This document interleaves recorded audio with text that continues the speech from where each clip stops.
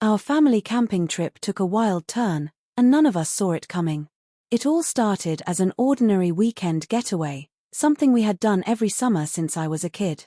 My name is Melissa Thompson, and this trip was supposed to be our family's bonding time, especially now that my brother Jake had come back from his deployment, and my parents, Mark and Susan, were finally both retired. This year, we added a new member to the adventure, my boyfriend, Eric, who had never been camping before. I thought it would be fun. I thought we'd roast marshmallows, tell ghost stories, and fall asleep under the stars. But what happened in those woods changed everything. We set off early Friday morning.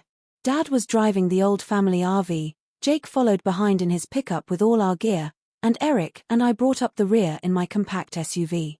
The destination, Lake Crystal Pines, a tucked-away campground about 5 hours north. The drive was scenic, winding through hills and forests, and spirits were high. Eric kept asking questions, whether bears were real threats, if snakes would crawl into his sleeping bag, and whether the toilet situation was as bad as he imagined. I laughed most of it off, assuring him that the worst he'd have to deal with was probably a mosquito bite or two. When we got to the campsite, the sun was already dipping behind the trees, casting golden light on the lake's rippling surface. It was gorgeous, peaceful, even. We set up 2 tents near the fire pit, and Dad parked the RV on a flat patch of dirt.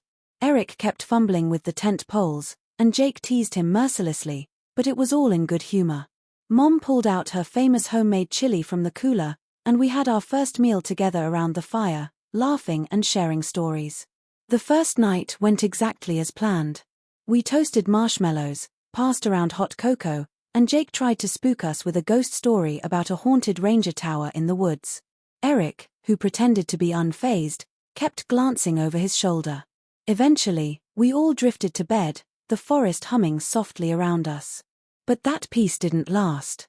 Around 2 a.m., I woke up to a sound I couldn't identify. At first, I thought it was just the wind rustling through the trees, but then I heard something heavy, footsteps, maybe? Crunching leaves. I held my breath and listened. Eric was fast asleep beside me. I unzipped the tent as quietly as I could and peeked outside. At first, I didn't see anything. Then, from the corner of my eye, I saw movement near the RV. I squinted, my heart pounding. There was a figure near the vehicle, crouching low. It didn't look like any of us. My first thought was that it might be a bear, but the way it moved, it was too coordinated, too human. I quickly woke Eric. He groggily followed me outside. I pointed toward the RV. The figure had vanished. Probably someone from another campsite, Eric whispered, trying to rationalize it. Or maybe just a shadow. But I wasn't so sure. The next morning, I told my parents and Jake. Dad was skeptical. This place is in the middle of nowhere. Who'd be wandering around out here? Jake, on the other hand, immediately went into protective big brother mode. Could be someone trying to steal stuff, he said. Let's not leave anything out tonight. We spent the rest of the day swimming in the lake, hiking the nearby trails, and playing cards by the campfire. By nightfall, we'd mostly put the strange event behind us. That was a mistake. At midnight, Jake shook everyone awake. Something's out there, he whispered urgently. I saw someone watching the tents from the woods. We all scrambled out, flashlights in hand, scanning the perimeter. Again, nothing. But now the air felt heavier, tenser. Something was definitely off. Eric suggested we leave first thing in the morning, but Dad wanted to stay. We're not going to let a few spooky sounds ruin our trip. That night, no one slept well. We kept hearing soft crunching noises, and Jake swore he saw a glint of something metallic under the moonlight near the woods. I barely closed my eyes. The next morning, we found footprints near the fire pit. Barefoot, adult-sized, and leading straight from the forest to our campsite. Dad finally agreed it was time to leave. We started packing, trying to stay calm, but there was an urgency in our movements. That's when things took an even wilder turn. Jake walked into the woods to grab a camping chair we'd left by a scenic overlook. He didn't come back. At first, we thought he was just taking his time, maybe getting a few last pictures. But 20 minutes passed, then 30. We called out his name. No answer. Panic started setting in. Eric and I headed into the woods, retracing the path to the overlook. The forest was denser than we remembered, shadows stretching out in every direction. We finally reached the spot, but there was no sign of Jake, just the chair, tipped over on its side. Eric found something near it, a torn piece of Jake's hoodie, snagged on a branch.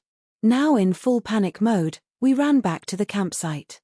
Dad and Mom were already calling the ranger station. Within the hour, a search party was formed. They combed the woods for hours. No Jake. That night, I sat by the fire with Eric, trying to hold back tears. He knows how to survive in the wild, Eric tried to reassure me. He's smart. He's strong. He'll be okay. But I couldn't stop replaying every second in my head. The next morning, just as the sun began to rise, Jake stumbled into camp. He looked dazed, scratched up, and his eyes were wide with confusion. "I don't know what happened," he murmured. "I followed the sound of a woman crying. Thought someone needed help. Then. I don't remember. I blacked out." He had no idea how much time had passed or where he'd been. He said the last thing he remembered was seeing a flash of white through the trees, like a dress, and hearing whispers. "It wasn't an animal," he said firmly. "It wasn't human either." None of us knew what to say. The rangers chalked it up to disorientation and exhaustion. But Jake swore it was something else, something unnatural. We left that morning. The ride back home was silent. The fun, easy laughter from before was gone. We were all lost in our thoughts, haunted by what happened or almost happened. Back home, Jake started doing research. He found stories from decades ago about a woman who'd disappeared in those woods after her fiancé left her before their wedding. Campers reported seeing a woman in white, weeping near the lake. People thought it was just urban legend, but after what we experienced, we weren't so sure. To this day, none of us has gone camping again. We still see each other, still have family dinners, but no one ever brings up Lake Crystal Pines. That trip was supposed to be a way for us to reconnect. Instead, it left us with a mystery none of us could ever explain. And even though Jake recovered physically, something in his eyes changed after that night.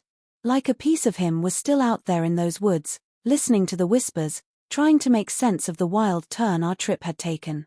Maybe one day we'll go back for answers. But not yet. Not yet.